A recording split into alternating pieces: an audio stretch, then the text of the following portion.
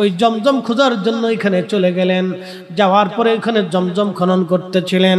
মক্কাবাসীরা এসে বাধা দিয়ে বলল, আব্দুল মুত্তালিব তুমি এখানে জমজম, তুমি এখানে মাটি খনন করো কেন?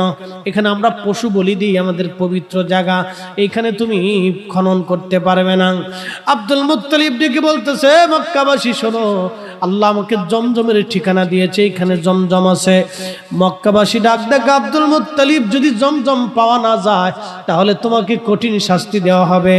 আব্দুল মুত্তালিব ডাক ডাক, হা আমাকে জমজম যদি না পাই শাস্তি দিও, কিন্তু জমজম পাইলে কিন্তু আমি ভাগ দেব না। আল্লাহর নবীজির দাদা ওই মাটি খনন করতে করতে করতে করতে করতে করতে জমজম পেয়ে গেলেন। তিনি 3 বার আল্লাহু আকবার বলে ধাবনি দিলেন। মক্কার মানুষ দৌড়ায় এসে দেখতেছে সত্যি মাটি ফেটে ফেটে জমজমের পানি বের হয়ে আসতেছে।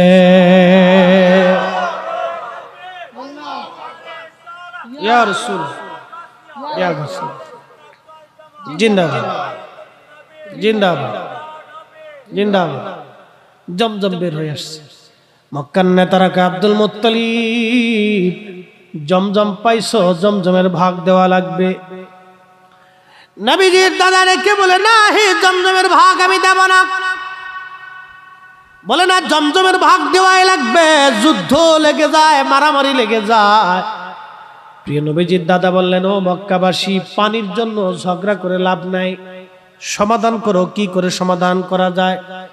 তখন মক্কার লোকজন বৈঠক বসে বলল, সিরিয়াতে একটা গণক মহিলা আছে, ওই গণকের কাছে যাব আমরা। গণক মহিলা যাকে যেইভাবে ফয়সালা করে দেয় ওইভাবে আমরা ফয়সালা মেনে নেব। নবীজির দাদা বললেন, বলো কি? জমজম দিছে আল্লাহ আমাকে, তুমি ঠাকুরের কাছে যাবে। আচ্ছা ঠিক আছে চলো। 12 জন কওমের নেতা গাট্টি বুকসা বাইন্দা উট দুম্বা সাজায় রওনা করছে সিরিয়ার উদ্দেশ্যে। মরুভূমির মধ্যে যাওয়ার পরে তারা রাস্তা হারায় ফেললো। রাস্তা হারাইয়া 3 দিন পর্যন্ত তারা মরুভূমির ভিতরে দিক শূন্য হয়ে ঘুরতে লাগলো। বুঝিনি তো, নদীর রাস্তা, সমুদ্রের রাস্তা হারাইলে রাস্তা খুঁজে পাওয়া যায় না, আর মরুভূমির রাস্তা হারাইলেও রাস্তা খুঁজে পাওয়া যায় না। 3 দিন পরে তাদের পানি শেষ হয়ে গেল। আব্দুল মুত্তালিব ডাক ডাকো, মক্কার নেতারা পানির ভাগ নিতে এখন পানি না খেয়ে মারা যাবে। আচ্ছা আমরা মোট 12 জন আছি এখানে, 12 জন তো এই মরুভূমির মধ্যে মারা যাব, কারণ আমাদের কেউ আপন নাই, এই মরুভূমির ভিতরে কেউ আমাদের সন্ধান পাবে না।